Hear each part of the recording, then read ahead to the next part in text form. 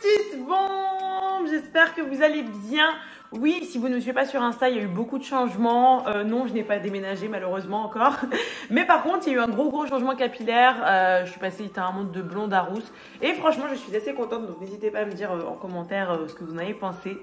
Bref, je vous retrouve aujourd'hui pour une story time. Il y a quelques travaux à côté, donc j'espère que ce sera pas trop dérangeant. Je pense que c'est pas hyper fort, donc il y a moyen que vous l'entendiez pas du tout. Mais bon, je précise au cas où, c'est pas ma faute. Bref, vous me connaissez, si vous me suivez sur Insta, je suis passionnée de bonbons. Donc du coup, je me suis pris quelques bonbons pour papoter avec vous.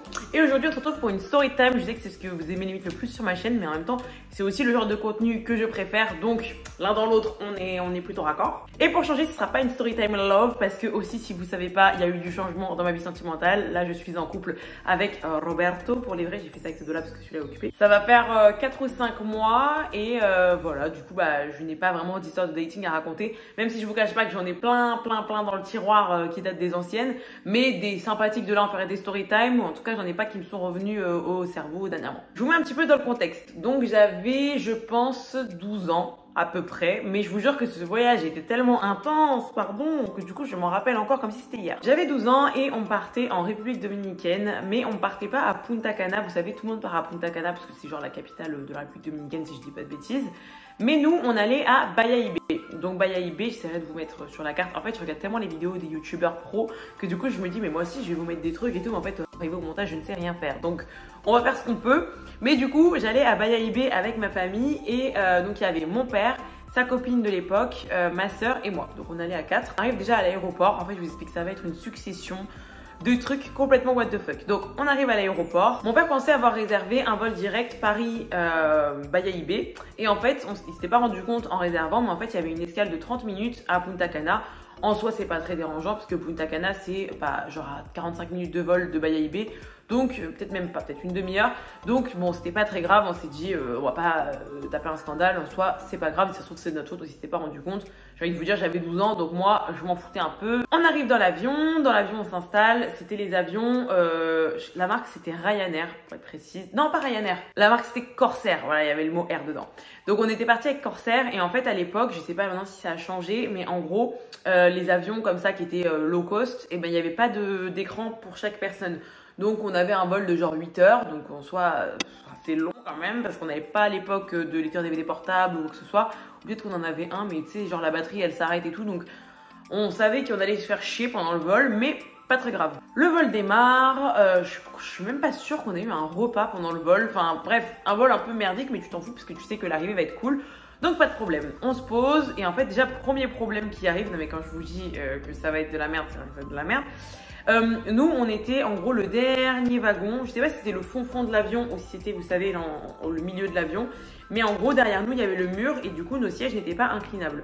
En soi, c'est pas grave, sauf quand les gens devant s'allongent littéralement sur vous. Donc du coup, mon père fait 1m83. Du coup, la personne devant lui, c'était un autre mec qui s'est allongé sur mon père. Et mon père lui a dit, est-ce que c'est possible de pas t'allonger complètement? Parce que moi, derrière, je ne peux pas m'allonger aussi. Ce qui fait que là, je suis complètement compressée, tu vois.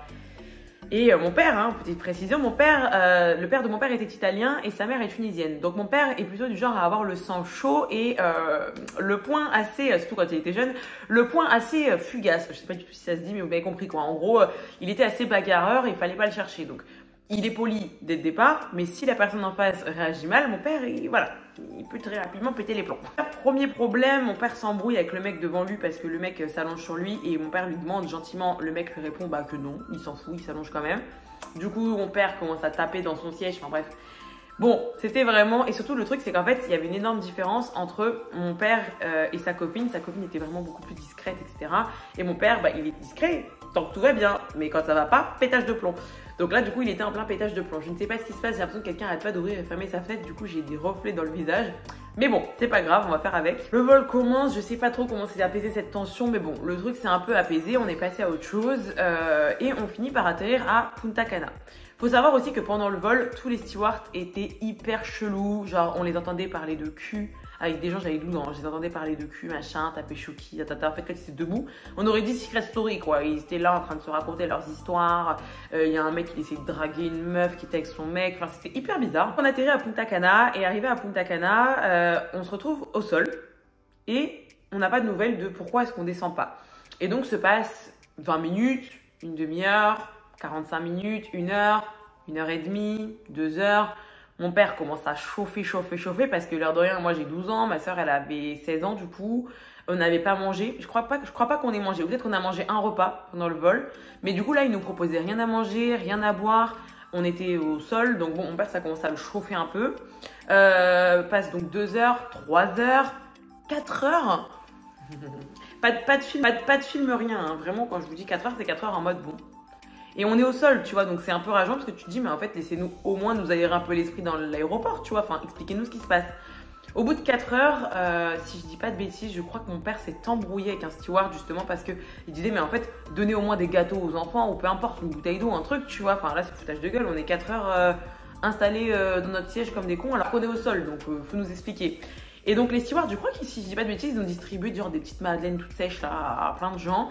Et mon père, je sais pas, il s'est vénère avec un des stewards, je sais plus pourquoi, peut-être parce que mon père avait un peu haussé le ton, mais en même temps au bout de 4 heures, je peux vous dire qu'il n'y avait pas que mon père pour le coup qui haussait le ton, hein. Il y avait tous les darons de l'avion qui s'étaient un peu fait une espèce de vendetta, hein, tout le monde était énervé. Sauf que mon père, faut pas le chauffer, il y avait un steward qui a commencé à mal lui parler. Et je crois que mon père, je sais plus s'il a mis une tarte au mec ou s'il l'a insulté. Mais en gros, ça a failli partir en baston. Du coup, ils ont commencé à débarquer mon père. Donc pour le coup, mon père qui voulait descendre a pu descendre de l'avion. Super. Mon père descend de l'avion, la meuf de mon père en pleurs, ma soeur en pleurs, et moi un peu en mode, bah il a raison mon père en fait. Parce que moi j'ai toujours été un peu l'enfant, un garçon manqué quand j'étais petite, et genre je trouvais que mon père, même si des fois c'était trop parce qu'il avait tendance à se mettre en colère pour un rien, des fois j'étais en mode, bah en fait il défend nos intérêts, parce qu'il a raison en fait, là vraiment on se fout de notre gueule. Donc moi, ça va, j'étais plus en mode où est mon père? Parce que du coup mon père, on est en République Dominicaine, il n'est plus dans l'avion et voilà, du coup qu'est-ce qui se passe, je ne sais pas. Donc du coup j'étais quand même un peu paniquée et en fait les stewards etc de l'avion nous ont mis moi, ma soeur et la copine à mon père en première classe ou business class, je sais pas ce que c'était, mais on avait des petites trousses, je me rappelle, avec des dentifrices et tout, on était trop contentes, comme quoi il nous en faut pas beaucoup. Et en fait, finalement, peut-être une demi-heure après, ils nous disent qu'on va tous descendre de l'avion. Donc, on descend tous de l'avion, enfin, j'ai envie de vous dire. On retrouve mon père. Bon, mon père, en gros, si j'ai bien compris, il a eu des remontrances, genre, il faut plus le faire, nanana, promettez que vous n'allez plus embêter les stewards. Mon père, il a dit, bah, je suis pas là pour embêter les stewards de base, c'est juste que là, foutage de gueule. Bref, ils se sont un peu expliqués, chacun avait ses raisons, etc. Et il a pu revenir avec nous, il a pas eu d'amende, il a rien eu, c'était juste histoire, je pense, de lui faire un peu peur pour qu'il se calme, et voilà quoi. Bref, du coup, mon père nous rejoint et en fait, ils disent qu'ils vont nous distribuer des coupons repas. Donc, genre, je sais pas, peut-être 10 € par personne pour qu'on puisse manger dans l'aéroport en attendant que l'avion puisse potentiellement redémarrer. Et ils nous ont expliqué qu'en fait, l'avion avait un des 2 réacteurs qui ne démarrait plus. Non, un des 4, je crois, réacteurs qui ne fonctionnait plus. Et en réalité, tu peux voler avec 3 réacteurs seulement, mais c'est risqué, etc. Du coup, ils préféraient d'abord réparer le réacteur avant de faire voler l'avion. Sauf que bon, je pense qu'ils n'avaient pas conscience de combien de temps ça allait prendre et du coup, on s'est retrouvé dans cette situation. On descend et en fait, mon père me dit on va pas attendre qu'on nous donne des coupons, on va aller d'abord au Burger King parce que c'était le seul restaurant de l'aéroport et qu'ils savaient qu'en fait, au final, on avait tous la dalle. Enfin, ça faisait tous, je sais pas, peut-être 8 heures qu'on n'avait pas mangé, on allait tous vouloir manger tout de suite. Et du coup, on allait tous manger Burger King. Donc, il m'a dit on va pas faire la queue pour les coupons et ensuite la queue pour Burger King. On va d'abord chercher la nourriture. Ça va, 8 € par personne, peut-être de Burger King, on va pas crever. Donc on a pris ça et on a pris les coupons qu'au final après on a utilisé après pour d'autres trucs. Mais il y avait une queue de malade quoi pour le Burger King, c'était un vrai bordel. Bref, ensuite on attend dans l'aéroport peut-être 2 heures. Quand je vous dis que cette story time, attendez, là on est même pas encore arrivé à l'hôtel. Je sais pas si vous vous rendez compte du délire. On attend et ils finissent par nous expliquer qu'en gros l'avion ne va pas redécoller d'ici ce soir. Il décollera sûrement demain matin, donc ils nous disent qu'ils vont nous loger dans un hôtel à côté de l'aéroport. En vrai, l'hôtel était pas mal, mais en soi, il était peut-être déjà minuit et demi, on était fatigués. Donc on est arrivé, on a dormi. En plus, je crois qu'on avait une chambre pour 4, donc on était en mode quand même culotté. On se réveille le matin hyper tôt, on retourne à l'aéroport. On va pour prendre l'avion, je crois que l'avion a eu genre 2 heures de retard, mais bon. Il finit par décoller, on décolle, on arrive à Bayahibe, on prend une petite navette pour aller jusqu'à notre hôtel. Je vomis dans la navette puisque je suis un enfant qui a la nausée dans les transports. Et je peux vous dire qu'en République Dominicaine, il y a une dizaine d'années, ça secouait de fou parce que les routes n'étaient pas totalement bétonnées. Donc du coup, bref, ça n'a pas loupé, j'ai beuge. Et après, on arrive à l'hôtel. On arrive à l'hôtel, premier truc dont je me rappelle. Ils nous disent qu'en gros, il y a eu une tempête avant qu'on arrive et que du coup, en fait, l'eau, elle était complètement trouble. Il y avait un peu d'équipement à droite, à gauche, des feuilles un peu partout dans l'hôtel, mais qu'en fait, c'était normal et que d'ici 2-3 jours, tout serait à nouveau en ordre. Nous, on restait, je pense, à peu près 10 jours, donc pas de problème. En soi, nous, c'est pas grave. Mais faut savoir aussi qu'il y avait un peu des tensions du coup entre la copine à mon père et mon père, puisqu'à cause de l'histoire qu'il y a eu, bah, la copine à mon père était vraiment discrète, etc. Du coup, elle l'a mal vécu. Donc bon, c'était voilà, c'est comme ça. Et ma sœur aussi n'était pas vraiment dans un mood vacances puisqu'elle venait juste de se mettre en couple avec son copain de l'époque. Et du coup, elle avait littéralement, vous connaissez les ados qui ont le seum d'être séparés de leur âme sœur, bah c'était ça. Du coup, bah elle avait qu'une hâte, c'était genre en gros, je crois qu'on avait peut-être 1 heure de wifi par jour ou un truc comme ça, où mon père lui donnait de l'argent pour qu'elle ait droit à se connecter sur les ordinateurs dispo là-bas 1 heure par jour. Du coup, bah en vrai, elle attendait son heure impatiemment et limite le reste, elle était comme ça à attendre le reste du temps pour le moment où elle allait être sur l'ordi. Donc elle était un peu absente elle aussi. Et mon père, lui, était venu spécialement en République dominicaine parce qu'il adore plonger, il adore voir les poissons et du coup il pensait qu'il verrait des bêtes de poissons, des bêtes de choses dans l'eau et on lui annonce que l'eau est complètement trouble et que du coup il verra que dalle pendant au moins 2-3 jours. Bon, c'est pas grave en soi, c'est pas de souci, c'est qu'une question de temps. On se rend à notre chambre d'hôtel, tac tac tac tac, c'était genre un gros complexe avec plein de une espèce de petits maisonnettes où vous voyez où il y avait 4 ou 5 appartements avec le toit un peu en paille. Détail important pour la suite. On se rend du coup dans notre appartement et on se rend compte que pareil, en fait c'est une chambre pour 4, sauf que mon père pensait avoir réservé une suite. Je sais pas si c'était vrai ou faux, mais je sais juste que mon père du coup a dû payer en plus, je sais pas, genre 700 €, un truc comme ça, ce qui est quand même pas rien, hein, pour qu'on ait une suite. Et du coup bon là c'était sympa, on avait je crois que ma soeur et moi on dormait genre dans un clic-clac dans le salon et mon père et sa copine avaient leur chambre parce qu'on allait pas quand même être collés dans la même chambre pendant 10 jours avec la meuf à mon père et mon père qui était en embrouille, ma soeur qui avait qu'une hâte c'était de retrouver son cum sur MSN et moi en mode bon. Voilà, un voyage qui commence vraiment sur des nuances un peu bizarres. Et en plus je me rappelle qu'on croise à l'accueil à peine en arrivant une meuf qui avait des boutons partout sur tout le corps. Et en fait, Bayahibe, c'est tout à droite, je crois, de la République dominicaine. Et c'est à côté d'une réserve naturelle. Et en fait, il y avait des insectes qui s'appelaient les tsetse, si je dis pas de bêtises. Bon, du coup, c'est à Tania du montage. Et effectivement, je dis des bêtises. En fait, c'est pas du tout la mouche tsetse, c'était des espèces de puces. Et ils appelaient ça les gnangnans. En faisant le montage, je me suis rendu compte que je disais n'importe quoi. Et en fait, ces puces-là, apparemment, il y en a dans toutes les plages limite. Mais juste que bah, là-bas, c'était particulièrement agressif, quoi. Et en fait, c'est comme des espèces de moucherons, mais qui piquent. Et en fait, ça fait plein de tout petits ronds rouges, comme ça, sur la peau. Si tu grattes pas, ça te gratte, enfin, ça va pas gratter particulièrement. Mais si tu grattes un petit peu, là, ça part en crise de grattage. Donc bon, ça aussi, c'était un petit peu catastrophique. Surtout que moi, je fais des allergies aux moustiques à l'époque. Mais bon, franchement, on n'a pas eu trop de problème avec ça. Donc, passons. Le voyage commence. Franchement, on commence à prendre nos marques. En réalité, moi, j'étais grave proche de mon père. Donc, même si on était un peu en mode nous deux contre tout le monde, même si il n'y avait pas vraiment d'embrouille, mais disons que le mood n'était pas vraiment au top à côté. Moi, avec mon père, bah, on allait dans l'eau, on donnait à manger aux poissons avec des petits morceaux de pain. On allait boire du coca, on jouait au billard, on allait se baigner dans la piscine, on buvait des pina colada. En vrai, ça va, tu vois, c'est genre le cauchemar au paradis. Donc, franchement, rien à dire, c'était très beau, on mangeait bien, c'était all inclusive, tac, tac, tac, tac, tac, vous connaissez. Donc, moi, en vrai, le voyage, pas si catastrophique que ça pendant le séjour. Mais il y a eu quand même quelques événements qu'il faut que je vous raconte. Un jour, on était à la plage et en fait, la copine à mon père de l'époque avait l'estomac un peu fragile. Mais j'ai l'impression que quasiment une femme sur deux a l'estomac fragile, donc ça ne me choquait pas particulièrement. Et un monsieur qui vend les noix de coco, qui nous file une noix de coco et tout. Donc nous, on achète une noix de coco, on est là, croque, trop bon, c'est trop sympa, la coco et tout. Et donc la copine à mon père en mange et s'ensuit qu'elle a des maux de ventre. Et en fait, elle commence à avoir des maux de ventre. Et c'est pas des maux de ventre genre mal au ventre et un peu la colique, tu vois. Non. En fait, ça lui a fait des calculs rénaux. Et en fait, ma mère en avait eu aussi, ce qui fait qu'on a tout de suite fait le rapprochement. Du coup, elle a dû aller à l'hôpital et je sais plus si elle s'est fait opérer ou s'ils ont fait un truc pour que ça aille mieux et qu'elle se fasse opérer en France. Mais en tout cas, elle s'est retrouvée avec des douleurs de fou à l'hôpital, genre 2 jours. Enfin, franchement, une dinguerie quand j'y repense. Il n'y a rien qu'à aller pour elle dans le voyage, la pauvre. Donc ça, c'était encore une petite anecdote de plus, mais qui, malgré tout, ça fait beaucoup, je trouve, déjà depuis le début. Mais c'est pas fini. Vient la veille du départ. Donc bon, la veille du départ, on fait nos valises, tac, tac, tac, tac, tac. Et au final, on apprend, avant de partir de l'hôtel, donc ça, c'était assez cool, qu'il y avait trop de vent ou je sais pas quoi, et que du coup, notre vol était décalé au lendemain, parce que les conditions météorologiques étaient pas top. Donc nous, on se dit, bah super, trop bien. En plus, je crois qu'ils nous payaient du coup l'hôtel, enfin la nuit d'hôtel là où on était. Donc, pas de soucis. Mon père, niveau travail, ça coïncidait à peu près. Enfin, j'ai de la lumière, c'est n'importe quoi aujourd'hui. Tout coïncidait à peu près. Donc, moi, je me dis trop bien. Ma soeur, au bout du rouleau, parce qu'elle pensait retrouver son mec, elle était comme ça. En plus, c'était genre un peu une emo girl, vous voyez. Donc, c'était vraiment, elle était au bout du rouleau. Et moi et mon père, toujours content. Et la copine à mon père, ça allait. Parce qu'elle s'était un peu, enfin, il s'était un peu rabiboché, tu vois. Bon, notamment, l'embrouille n'a pas duré non plus 5 siècles.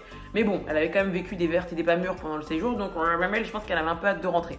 c'est pas la veille du départ, du coup, donc le jour où on n'aurait pas dû être là, on commence à voir, je crois même qu'on était dans la réception, c'était justement pour parler de tout ça. Et là, on commence à voir quoi? Des gens qui courent, enfin des gens du personnel de l'hôtel qui courent avec des seaux d'eau sur la tête, comme ça, partout. Donc on se dit, mais qu'est-ce qui se passe, tu vois? Et en fait, l'hôtel était en construction, donc il y avait plein, je vous ai dit, de petites maisons avec le toit en paille comme ça. Et il s'avère qu'il y avait une des maisons en toit en paille qui allait contenir, je crois, un nouveau restaurant ou quoi. Et en fait, il y avait des travaux dedans et il y a un des mecs qui a oublié son fer à souder allumé sur la paille. Donc, comment vous dire que l'immeuble entier qui est en train de prendre, c'était quand même un gros, parce que c'était un endroit où il allait y avoir un restaurant, donc c'était pas une petite maison, c'était quand même un gros truc, tu vois. Il était en feu le truc, et en fait, il y avait des palmiers, et il y avait pas mal de vent, je vous ai dit, avec les intempéries. Et du coup, bah, le vent, en fait, faisait que ça touchait, enfin, le palmier touchait le feu, et l'autre palmier à côté, du coup, imprégné. En fait, tous les palmiers étaient enflammés, les gens, ils couraient partout, je sais même pas s'il y avait des extincteurs, enfin, c'était un truc de fou. Sauf qu'il y avait eu aussi un peu de pluie, donc au bout d'un moment, ça va. Enfin, on s'en est sorti, moi j'ai pas fait grand chose, mais le truc s'est calmé. Après, ce qui allait, c'est que c'était pas un endroit où les gens dormaient, donc il n'y a pas eu de mort ou quoi, peut-être même pas de blessés, je pense, mais juste c'était quand même assez impressionnant de se dire putain, jusqu'à on a vécu un incendie dans les Montréal, je sais pas d'aller. Le lendemain matin, on va pour prendre l'avion, on arrive à l'aéroport, etc. Et là, je me rappelle qu'à l'aéroport, pareil, il y avait eu des problèmes. Vous savez, quand les avions, en gros, quand vous bookez par, je sais pas, Go Voyage et compagnie, des fois, ou Club Med, ou j'en sais rien, c'est quoi qui fait ça, mais je pense que c'est plus des trucs genre Go Voyage, ils vous bookent sur des avions. Et en fait, des fois, les avions sont surbookés. Et du coup, bah, si vous arrivez un petit peu tard, bah, vous pouvez faire partie des dernières personnes. Et ils vous disent, bah, écoutez, il reste plus que, je sais pas, 3 places dans l'avion. Il reste 10 personnes à enregistrer. Et du coup, bah, est-ce que ça vous dérange de partir sur l'avion d'après qui sera dans 2, 4, 7, 10 heures, 24 heures, etc. Et en fait, en général, ils vous proposent un dédommagement qui va être de... bah, je sais pas, si c'est 1 heure, bah, ils vous proposent limite juste un repas. Et si vous avez 24 heures, bah, vous allez peut-être avoir genre 300 € de bon d'achat par personne pour utiliser sur la compagnie aérienne avec laquelle vous avez eu du coup le retard et le décalage, etc. Et donc là, ils commencent à nous proposer ça. Donc là, on se dit, oh, c'est bon, en fait, on devait partir la veille. Mon père, pour le coup, devait travailler le lendemain de son retour. Donc là, il pouvait pas, on pouvait pas accepter. Mais il nous avait proposé quand même un truc hyper intéressant. Hein. Moi, je me rappelle que j'étais limite en mode, bah, c'est bon, moi, c'est pas grave, je reste là, tu connais, il y a l'hôtel all inclusive. Je prends l'avion toute seule, t'es limite, mais moi, j'ai 12 ans, donc mon père a dit, mais laisse tomber, t'es complètement taré. Donc bon. On commence, je crois que mon père a dû un peu se vénérer encore, enfin vraiment un voyage vraiment... On a fini par pouvoir intégrer l'avion, donc là on est content entre guillemets. On rentre dans l'avion, déjà je me rappelle même, on arrive pour vous dire jusqu'à la fin, tu vois, jusqu'à la fin le truc était éclaté. Il y avait, quand je vous dis j'ai jamais vu ça, en fait bah, il faisait tout noir, donc je pense que c'était peut-être pas le matin, je dis des conneries, on a dû partir genre à 14 h et le vol il devait être genre à 20 h. Et en fait, et d'ailleurs c'est assez rare, je crois que ça m'est jamais arrivé depuis, en gros on devait aller à pied depuis l'aéroport jusqu'à l'avion. Donc on marchait quoi sur là où il y a les avions et en fait il faisait noir et il y avait des éclairs de partout, de la pluie battante et tout, tu sais, tu te dis mais j'ai pas du tout envie de prendre l'avion avec cette météo en fait. Donc bref, voilà, après on est rentré en France, Dieu merci, il y a eu quelques turbulences mais rien de fou. Après franchement, chacun de mes voyages j'ai l'impression a son anecdote et en vrai, j'apprécie avec du recul avoir des galères parce que j'adore le fait après d'avoir des choses à raconter et ça me fait vraiment des souvenirs. Alors que bon, les voyages où tout se passe bien, bah tu rentres, t'es en mode ouais, tout s'est bien passé quoi. Donc bon, je suis quand même contente de l'avoir fait. Franchement, j'en garde vraiment une story time de fou. J'ai envie de vous la partager. N'hésitez pas si vous avez des idées de vidéos à me proposer parce qu'en vrai, YouTube, j'ai un peu déserté parce que niveau montage, c'est un peu compliqué et que je suis hyper active sur Instagram. D'ailleurs, je vous remets mon Insta juste ici si ça vous intéresse parce que vraiment, il se passe, c'est pas des mythos. Toute ma vie est sur Instagram, tout se passe là-bas. C'est pas pour vous putaclic et tout. Si vous aimez bien la personnalité et que vous aimez la mode grande taille, rigoler, etc., c'est vraiment ici que ça se passe. J'espère que cette vidéo vous aura plu. J'espère revenir aussi bientôt si j'ai une nouvelle idée de vidéo. Et en attendant, je vous embrasse, je vous aime. Mouah.